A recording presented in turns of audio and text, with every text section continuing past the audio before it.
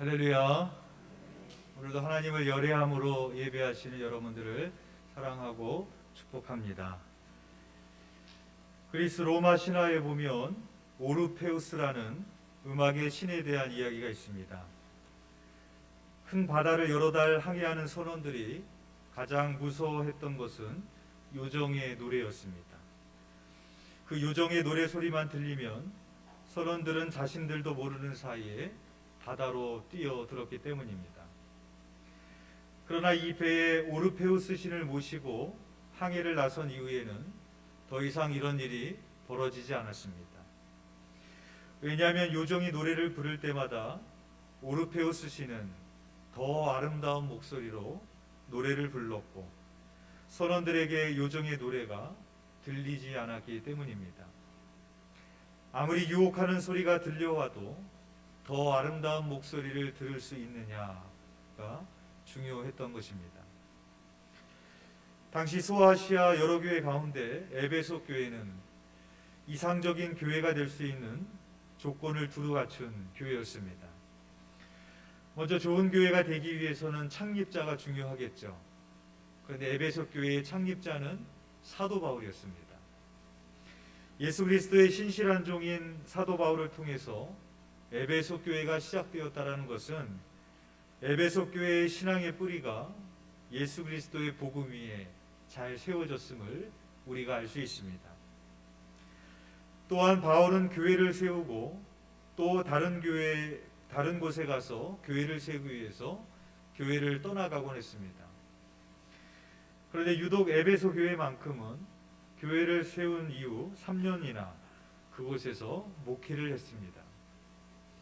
또한 두란노 서원이 있어서 바울은 지속적으로 하나님의 말씀을 가르쳤고 교회 중심 멤버들에게 제자 훈련을 시켰습니다. 에베소 교회는 말씀이 충만했고 성령 충만했고 첫사랑이 뜨거운 교회였습니다. 그러나 시간이 가면서 그들의 처음 사랑은 식어져 갔습니다. 특별히 바울이 떠난 후에 그들의 열심은 급격하게 식어지기 시작했습니다. 에베소는 소아시아 지역의 교통의 중심지였습니다. 당시 7대 불가사의 중 하나인 다이아나 신전이 세워질 만큼 당시 문화의 중심지였고 가장 큰 도시 가운데 하나가 에베소였습니다. 에베소 교회는 수준 높은 문화의 도시에 살면서 그 풍요에 젖어들어 살아갔습니다. 하나님의 소리보다는 세상이 주는 소리에 더 귀를 기울였습니다.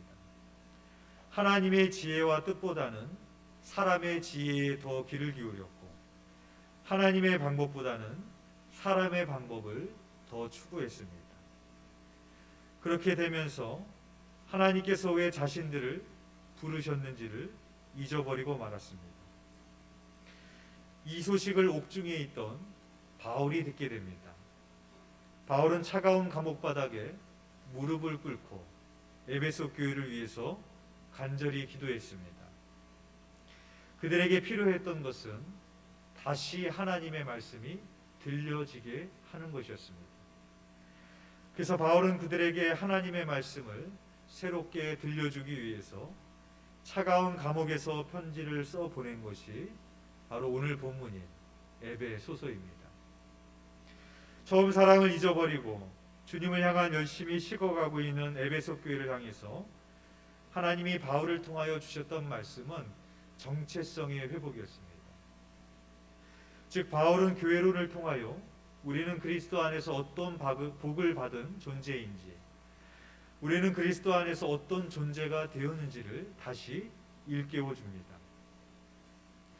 우리는 어떤 존재인가? 첫 번째는 우리는 그리스도 안에서 하늘에 속한 모든 신령한 복을 받은 존재라는 것입니다.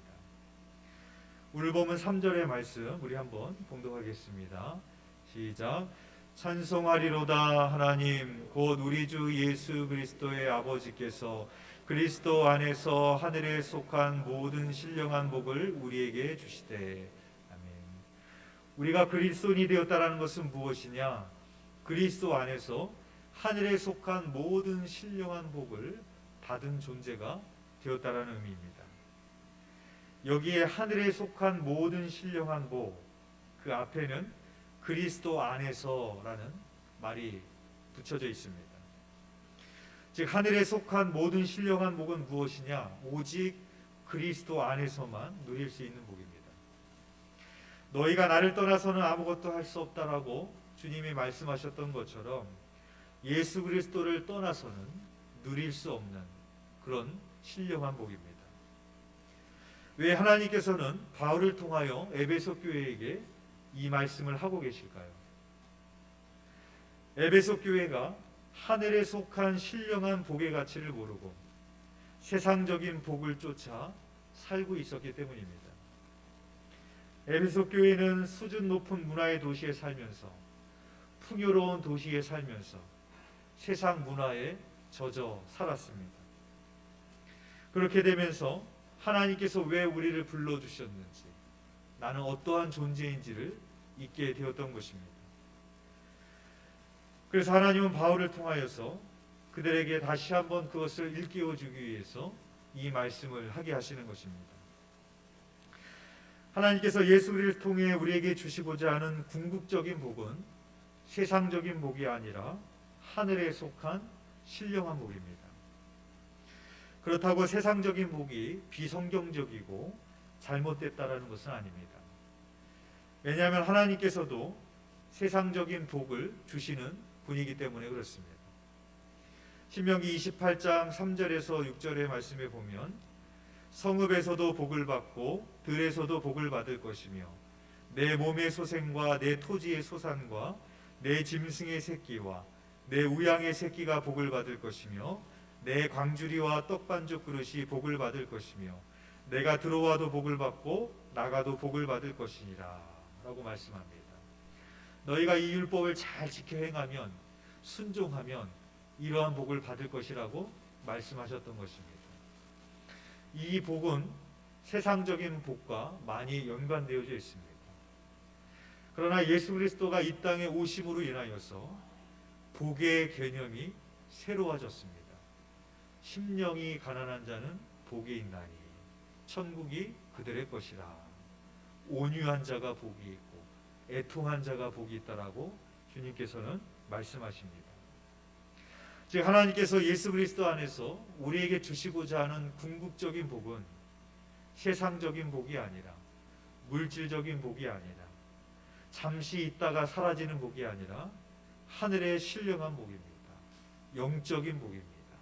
영원한 복입니다. 중세의 광적인 미술품 수집가 한 사람이 있었습니다.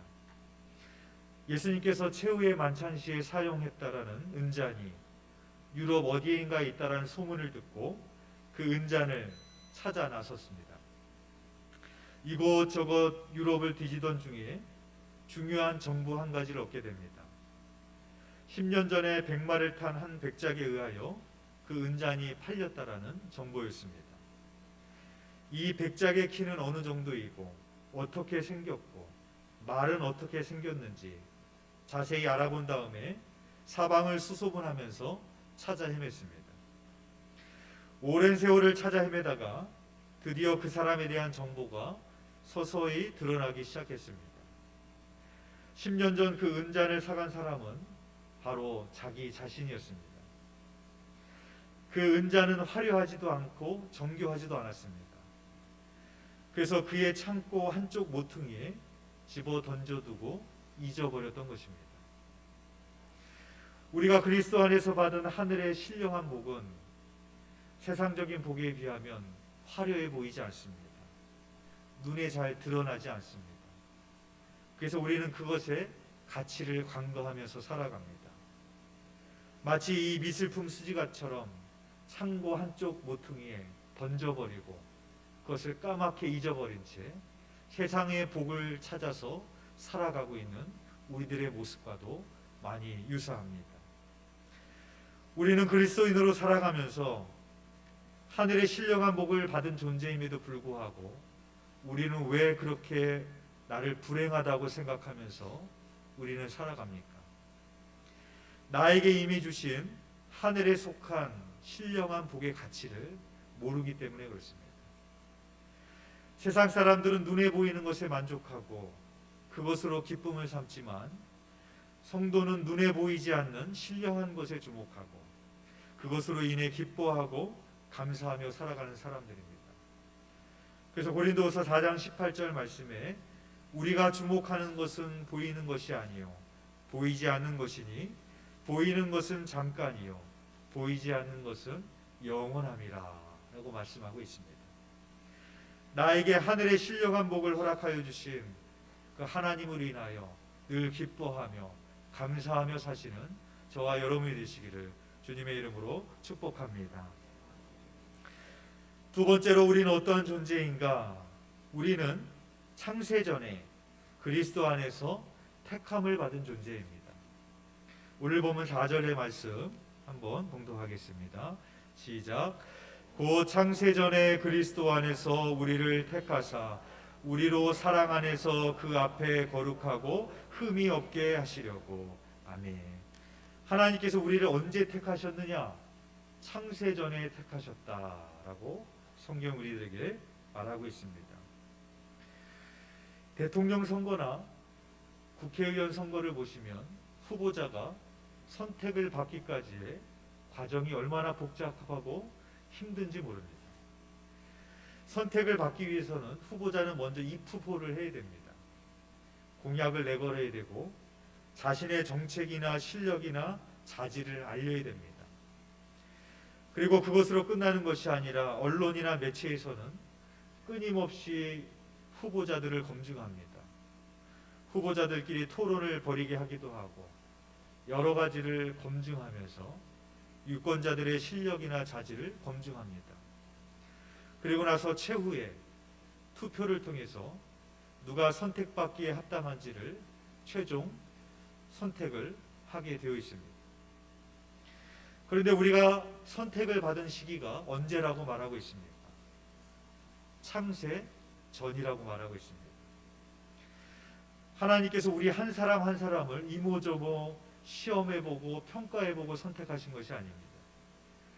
우리의 충성 맹세를 듣고 나서 선택한 것이 아닙니다. 우리의 능력이나 자질을 보고 나서 우리를 선택하신 것이 아닙니다. 우리에 대한 하나님의 선택은 창세전에 이미 하셨다라고 말씀하고 있는 것입니다. 이것은 우리에게 무엇을 말해줍니까? 하나님이 우리를 선택하신 것은 우리의 자질이나 능력이나 행위 때문이 아니라 전적인 하나님의 은혜임을 우리들에게 밝히 말씀해 주시는 것입니다. 따라서 우리는 하나님의 은혜임을 알 때 아무것도 자랑할 수 없게 되어집니다. 오직 예수 그리스도의 십자가만을 자랑할 수밖에 없음을 우리는 고백하게 되어지는 것이죠.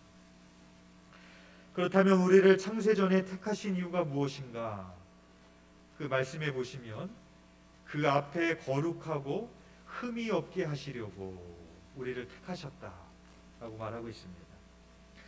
하나님이 우리를 선택하신 이유는 단순히 우리가 구원받는 것으로 끝나는 것이 아니라 우리가 거룩한 존재가 되게 하기 위해서 우리를 선택하셨다라는 것입니다. 그런데 그 거룩의 기준이 무엇인가? 그 앞에 거룩하고 라고 되어 있습니다. 그 앞에라는 것은 하나님 앞을 의미합니다. 즉 사람이 보기에 거룩한 존재가 아니라 하나님 보시기에 거룩한 존재가 되게 하기 위해서 우리를 택하셨다라고 말씀하고 있습니다. 그런데 우리가 우리 자신을 잘 알지 않습니까? 사람의 기준으로 봐도 거룩한 존재가 될 수 없는 우리들인데 하물며 우리가 어떻게 하나님의 기준에 거룩한 존재가 될 수 있겠습니까?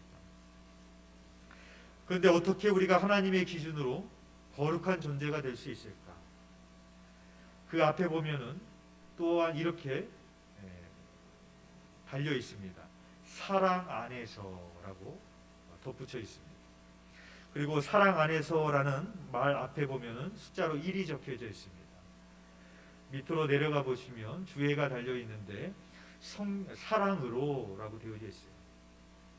즉 하나님께서 우리를 사랑으로 가르치시고 사랑으로 이해하시고 사랑으로 용서하시고 사랑으로 참으시고 사랑으로 깨우치시고 사랑으로 우리를 거룩하고 흠이 없는 존재로 만들어 가신다라는 것입니다. 베드로가 거룩한 사도가 될 수 있었던 이유가 무엇입니까? 그가 흠이 없었기 때문에, 그의 자질이 좋았기 때문에? 전혀 그렇지 않죠. 그는 예수님을 부인하고 배신하고 도망갔던 거룩한 사도로서의 자질이 없었던 사람이었습니다. 그러나 예수님께서는 갈릴리 바다로 그 베드로를 찾아가십니다. 그리고 내가 나를 이 사람들보다 더 사랑하느냐라고 물으신 후에 내 양을 먹이라라는 사명을 주시는 것을 보게 되어집니다. 우리가 창세전에 택함을 받은 존재라는 것은 무엇을 의미하겠습니까? 우리 또한 베드로처럼 부인하고 세상을 더 사랑하면서 살아가고 있지만 우리를 향하신 하나님의 사랑이 끝이 없으십니다. 우리를 계속해서 사랑으로 용서해 주시고, 사랑으로 품어주시고, 사랑으로 사명을 주시고, 사랑으로 깨우쳐 주시면서 우리를 거룩한 삶으로 인도해 가신다는 것입니다. 바로 우리는 그런 하나님의 사랑의 은총의 섭리 가운데 살아가고 있는 거룩한 존재인 것입니다. 세 번째로 우리는 어떠한 존재인가? 하나님께서 우리를 하나님의 자녀로 삼아 주셨습니다. 오늘 보면 5절의 말씀 함께 봉독하겠습니다. 시작. 그 기쁘신 뜻대로 우리를 예정하사 예수 그리스도로 말미암아 자기의 아들들이 되게 하셨으니, 즉 하나님께서 우리를 하나님의 자녀로 선택하여 주셨다는 것입니다. 예수님께서 공생애를 시작하시면서 요단강에서 세례를 받으실 때 하늘이 열리고 성령이 비둘같이 임하면서 하늘에서 들려오는 소리가 있었습니다. 그것은 무엇인가 하면 이는 내 사랑하는 아들이요 내 기뻐하는 자다라는 하나님의 음성이었습니다. 예수님의 공생애를 이끌고 갔던 정체성 두 가지가 있습니다. 그것은 바로 하늘로부터 들려왔던 하나님의 음성처럼 내 사랑하는 아들, 나는 하나님의 사랑하는 아들이고 나는 하나님이 기뻐하는 자다라는 정체성을 가지고 예수님께서 공생애를 살아가셨습니다. 내 사랑하는 아들이다. 많은 사람들이 사람에게 사랑받기를 원합니다. 사람들에게 자기의 가치를 인정받으려고 합니다. 그래서 하나님이 있어야 될 자리에 사람을 올려다 놓습니다. 끊임없이 권위자에게 인정받고 싶어 합니다. 그러나 문제는 사람은 하나님처럼 주지 못한다는 것입니다. 사람들은 나를 거절하고 무가치한 존재로 말할 수 있지만 하나님은 그렇게 말씀하지 않으신다는 것이죠. 이사야서 49장 15절에서 16절의 말씀에 보면 여인이 어찌 그 젖먹는 자식을 잊겠으며 자기 태에서 난 아들을 긍휼히 여기지 않겠느냐. 그들은 혹시 잊을지라도 나는 너를 잊지 아니할 것이라 라고 말씀합니다. 하나님이 우리를 자녀 삼으셨다는 것은 내가 세상 가운데 어떠한 죄악 가운데 빠질지라도, 내가 주님을 버리고 도망갈지라도 하나님은 우리를 잊을 수 없다라고 말씀하신다는 것입니다. 남자와 여자가 만나서 연애를 할 때 핸드폰이나 카톡 프로필이 그 사랑하는 연인의 사진으로 도배를 하게 됩니다. 그러나 결혼을 해서 자녀를 낳게 되면 그 모든 사진이 다 바뀌기 시작하죠. 남편의 사진은 다 온데간데 없이 사라지고 모든 사진이 무엇으로 바뀌기 시작하느냐? 자녀의 사진으로 바뀝니다. 내가 너를 내 손바닥에 새겼고 너의 성벽이 항상 내 앞에 있나니. 하나님이 우리를 손바닥에 새기고 내 성벽이 내 앞에 있다라고 말씀하시는 것처럼 우리를 그렇게 항상 사랑스럽게 바라봐 주신다라는 것이죠. 우리가 하나님의 자녀가 되었다라는 것은 바로 그런 의미를 가지고 있는 것입니다. 또한 예수님은 내 기뻐하는 자다. 하나님이 기뻐하시는 자의 정체성을 가지고 살아가셨습니다. 이 말씀은 예수님이 아직 공생애를 시작도 하지 않으셨습니다. 이 말씀을 들은 순간은 예수님이 아직 병자를 한 명도 고치신 적이 없습니다. 예수님이 아직 복음을 전하신 적도 없습니다. 아무것도 하지 않으셨습니다. 십자가의 대업을 완성하신 후에 말씀하신 것이 아닙니다. 아무것도 하지 않았어요. 그때에 하나님은 당신의 사랑하는 아들 향해서 너는 내 기뻐하는 자다, 그렇게 말씀하셨다라는 것이죠. 하나님이 우리를 바라볼 때도 마찬가지입니다. 내가 무엇을 했기 때문에 기뻐하시는 것이 아닙니다. 내가 엄청난 일을 했기 때문에 우리를 기뻐하시는 것이 아닙니다. 하나님 우리의 존재 자체로 우리를 바라보시고 기뻐하신다라는 것입니다. 예수님의 공생애를 떠올려 본다면 이 세상의 그 어떤 분들, 사람들보다도 너무나도 고난의 인생을 살았습니다. 그러나 예수님이 절망하면서 사셨느냐, 낙심하면서 사셨느냐? 그렇지 않았습니다. 그렇게 하시지 않을 수 있었던 이유는 건강한 정체성을 가지고 있었기 때문입니다. 나는 누구냐? 하나님이 사랑하는 아들이다. 하나님이 사랑하는 자녀이다. 나는 누구냐? 하나님이 기뻐하시는 자다. 그 정체성을 가지고 있었기 때문에 예수님은 그 공생애를 그렇게 믿음으로, 기쁨으로 사실 수 있었던 것입니다. 바라기는 하나님이 저와 여러분을 바라볼 때도 동일하게 말씀하십니다. 내 사랑하는 아들이요 내 기뻐하는 자다 라고 말씀하십니다. 그 음성에 귀를 기울이며 이 세상 가운데 절망하지 않고 어떤 상황 속에서도 넉넉히 이기며 기쁨과 감사함으로 살아가시는 하나님의 자녀가 되시기를 주님의 이름으로 축복합니다. 따라서 하늘의 신령한 복을 받고 하느님의 자녀로 택함을 받은 우리들이 마땅히 해야 될 일이 있습니다. 그것은 바로 6절 말씀에 나옵니다. 우리 함께 공독하겠습니다. 시작. 이는 그가 사랑하시는 자 안에서 우리에게 거저 주시는 바 그의 은혜의 영광을 찬송하게 하려는 것이라. 아멘. 웨스터민스터 소요리 문답 1번에 보면 사람의 제일 되는 목적은 하나님을 영화롭게 하는 것과 영원토록 그를 즐거워하는 것이다 라고 말하고 있습니다. 왜 그렇습니까? 우리는 하늘의 신령한 복을 받은 존재요, 하나님의 자녀로 택함을 받은 존재이기 때문에 그렇습니다.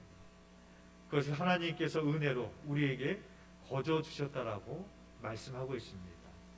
그 복을 받은 것임을 우리가 깨달아 할 때 우리는 하나님의 자녀로서 하나님을 찬송하며 살아가야 됨을 오늘 본문이 우리들에게 증언하고 있는 것입니다.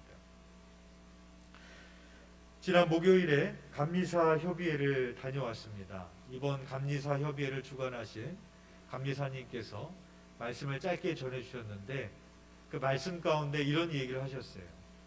이제 본인도 은퇴를 얼마 남지 않고 있는데 그 은퇴 이후에 삶을 이렇게 생각을 해보니까 막막하더랍니다. 은퇴 이후에 살 집이 있는 것도 아니고 은퇴 이후를 위해 들어놓은 연금이 있는 것도 아니고 여러 가지 생각하면서 참 막막하다, 그런 생각을 하게 되었다고 합니다. 그렇게 걱정하며 지내던 중에 하루는 새벽 예배를 드리는데 기도 시간에 하나님으로부터 선명한 음성이 들려오더랍니다. 뭐라고 말씀하시는가 하면 은퇴 이후를 준비하지 말고 사후를 준비해라 그러시더랍니다. 은퇴 이후를 준비하지 말고 뭘 준비하라고요? 사후를, 죽음 이후를 준비해라. 하나님 앞에 설 날이 가까이 오고 있는데 하나님 앞에 설 준비는 되어 있니? 하나님이 그렇게 말씀하시더랍니다. 그 하나님의 선명한 음성을 들으면서 이 목사님이 아유 그래, 은퇴 이후를 걱정할 것이 아니라 하나님 앞에 설 날을 걱정해야지, 그날을 준비하면서 살아야지, 그런 마음을 갖게 되셨다고 합니다. 그 하나님의 선명한 음성이 들렸을 때 이 목사님의 마음속에 염려와 근심이 다 떠나가고 하나님의 평안이 깃들게 되는 경험을 하게 되었다라는 말씀을 전해주셨습니다. 여러분은 무슨 소리를 더 크게 들으십니까? 세상의 재미와 사단의 유혹의 소리가 더 크게 들리면 우리는 방탕한 삶을 살아갈 수밖에 없는 겁니다. 하나님의 음성보다 내 안에 있는 걱정과 불안의 소리를 더 크게 들으면 우리는 염려하며 근심하며 살아갈 수밖에 없는 것입니다. 그러나 그 순간에 하나님의 음성이 더 크게 들리면 우리는 염려하거나 근심하지 않고 하나님이 주시는 평안을 맛보게 되어집니다. 세상으로부터 끊임없이 불안한 뉴스가 들려옵니다. 코로나가 다시 유행할 것이다.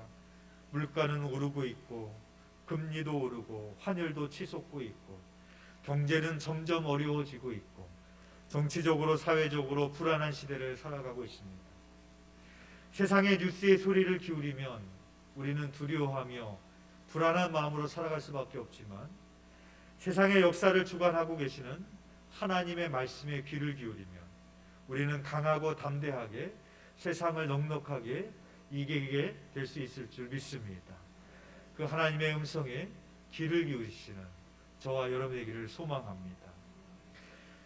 한 철도원이 철도가 두 노선으로 갈라지는 지점에서 열차가 가야 될 노선으로 그 철도를 연결시키는 그런 일에 종사하고 있었던 사람이 있었습니다.